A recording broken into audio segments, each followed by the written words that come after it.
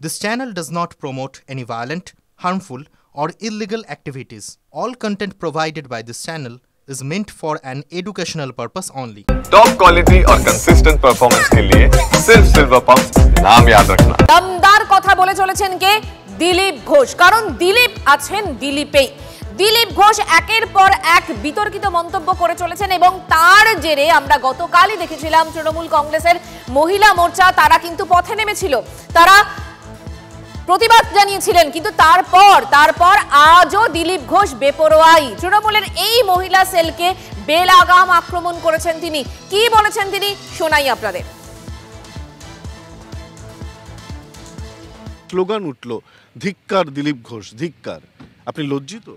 এই ধরনের ছেঁচড়া রাজনীতিটা বন্ধ হওয়ার দরকার আছে। যাকে তাকে রাস্তায় নামিয়ে যাত্রার পিছনে লেলিয়ে দেওয়া, এই রাজনীতি বন্ধ করুন, এতে কোনো লাভ হবে না। কী কটুক্তি করেছি সবার সামনে বলুক।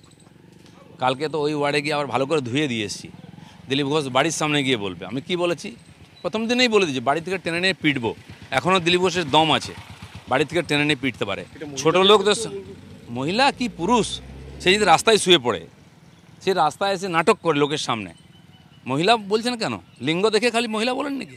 এইভাবে টিএমসি মহিলাদেরকে যেভাবে ইউজ করছে, যারা নিজের পার্টি অফিসে পিঠে বানানোর নাম করে মহিলাদের নিয়ে রাতভর ফুর্তি করে, তারা মহিলাদের কথা কোন মুখে বলে? তাদের এক একটা নেতার চরিত্র দেখুন কি করছে। ভেল্লাপন্না করতে পারো তোমরা মহিলাদের নিয়ে। আর যে মহিলারা আমার সামনে আসে, দিলীপ আগে যা বলেছে এখনও তা বলছে, আগামী দিনেও বলবে, সাবধানে যেন আমার সামনে আসে।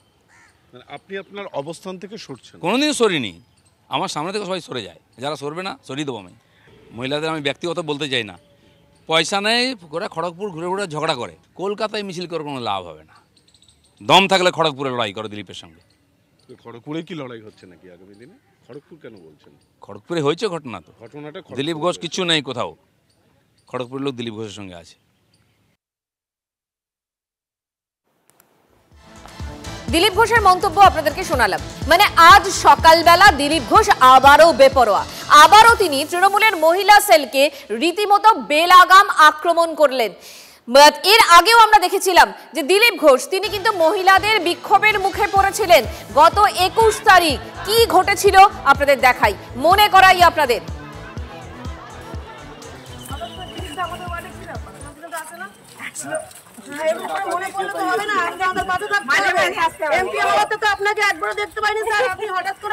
টাকা দিয়েছি, কারণ বাপের টাকা নেই, আমি টাকা দিয়ে বানিয়েছি। তোমাকে বলেছি আপনি এমপিও একজন বাপ তুলে বলতে পারেন? 14 পুরুষ তুলবো, এবার বড় করতে হইছে। বেশি না কাজ করবে না। প্রদীপকে বলো, প্রদীপকে বলো কেন? আমি লাস্টে দিল্লি রাস্তা ওখানে বাকি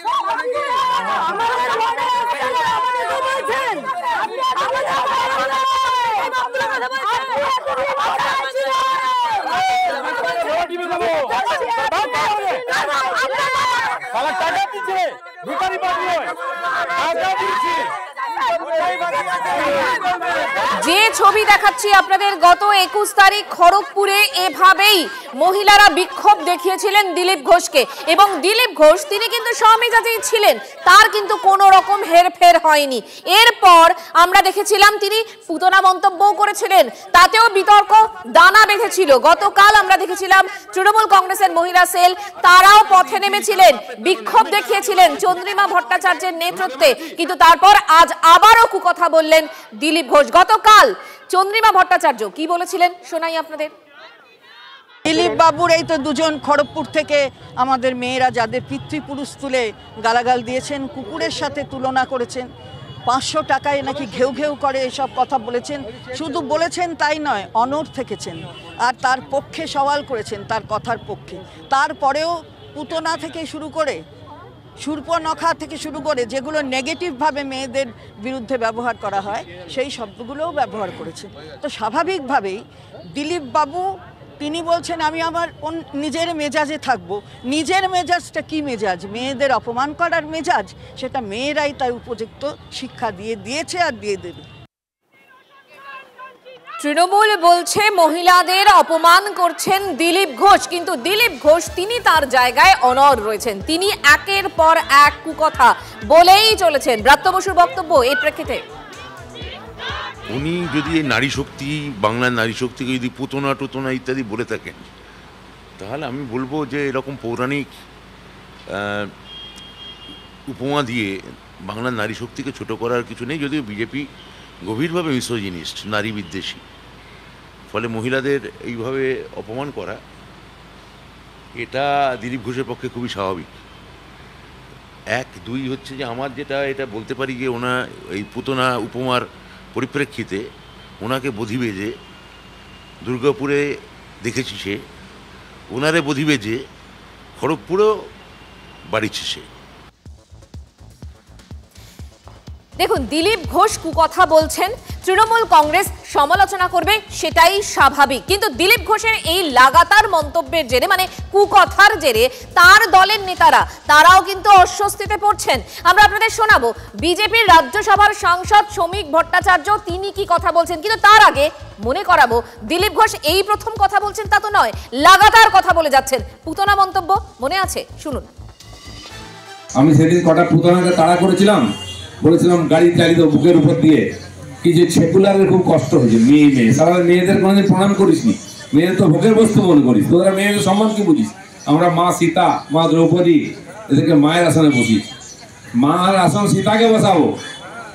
এই সুর্পণখাকে আর পুতনাকে কখনো বসাবো, তাদের বুকের উপর দিয়ে গাড়িই চালাবো আমরা। কারণ ছদ্মবেশে মা সেজে এসছে, চিনুন এদেরকে, কে মা আর কে পুতনা। পুতনা সাজলেই মা হওয়া যায় না। ভগবান শ্রীকৃষ্ণ 6 দিন বয়সে বুঝে গেছেন, আরে আমাদের তো 60 বছর হয়ে গেল বয়স, বুঝুন। দিলীপ ঘোষের শরীরী ভাষা, দিলীপ ঘোষের শব্দ চয়ন চিরকালে একটু অনবদ্য রূপ নিয়ে থাকে।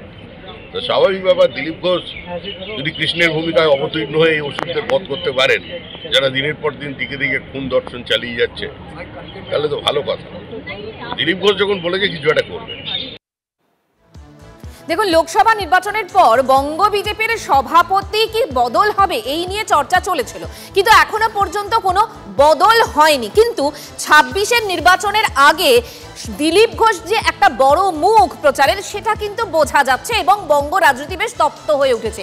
এরই মধ্যে দিলীপ ঘোষ যখন একাধিক কথা বলছেন, তখন সভাপতি চেয়ে অগ্নিমিত্রা পালকে নিয়ে একটা পোস্টার পড়েছিল, তাতেও কিন্তু দিলীপ ঘোষ ছেড়ে কথা বলেননি। কি বলেছিলেন শুনুন।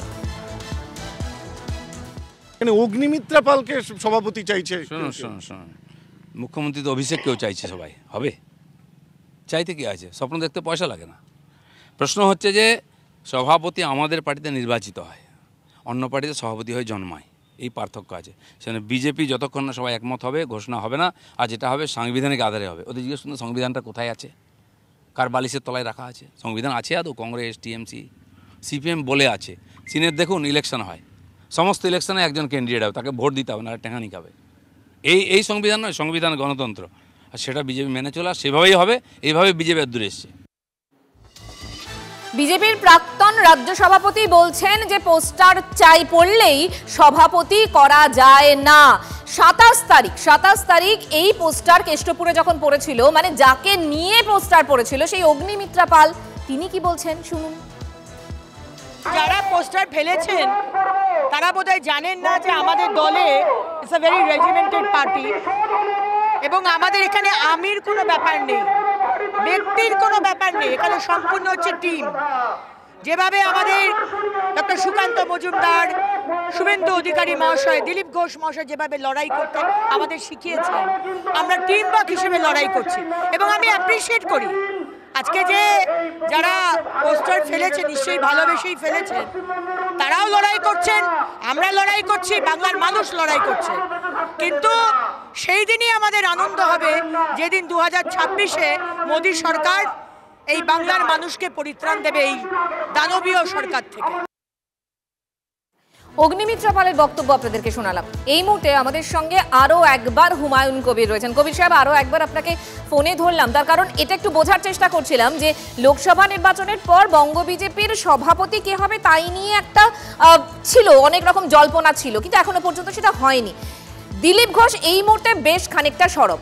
এরই মধ্যে এই অগ্নিমিত্রা পালকে নিয়ে পোস্টার পাওয়া গিয়েছিল কেষ্টপুরে, যে তাকে সভাপতি হিসেবে চাইছেন অনেকেই। দিলীপ ঘোষ কিন্তু বলছেন এরকম পোস্টার দিয়ে দিয়ে সভাপতি হয় না। মানে এই মুহূর্তে দাঁড়িয়ে বঙ্গ বিজেপি থেকেই আমরা ওরা এইসব চলছে, কি মনে হয় আপনার? দেখুন, আমার যা অভিজ্ঞতা তাতে আমার মনে হচ্ছে ভারতীয় জনতা পার্টি বা কেন্দ্রীয় বিজেপির নেতৃবর্গ খুব ভালো করে ওয়াকিবহাল আছেন যে 2024 লোকসভায় এই দিলীপ ঘোষকে এক্সিস্টিং এমপি পদে টিকিট না দিয়ে কারো কথায় এই অগ্নিমিত্র পলকে ওখানে নিয়ে গিয়েছিল আর ওনাকে পাঠিয়ে দিয়েছিল বর্ধমানে। কাজেই ওনাকে গিয়ে হেরে আসতে হয়েছে। কাজেই কোনো মতেই অগ্নিমিত্র পল আগামী দিনে বিজেপির পশ্চিমবঙ্গ শাখার সভাপতি হন, তা কোনো মতেই দিলীপ বাবু মেনে নেবেন না, মানতে পারবেন না।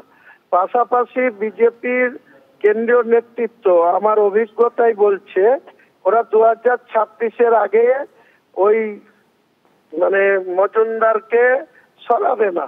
মজুমদার এই ঝামেলার জন্যই মজুমদারকে রেখে দেবে, কারণ মজুমদার আছে ভালো, অন্য কেউ আসলে আরো খারাপ হবে, ওরা খুব ভালো করে জানে।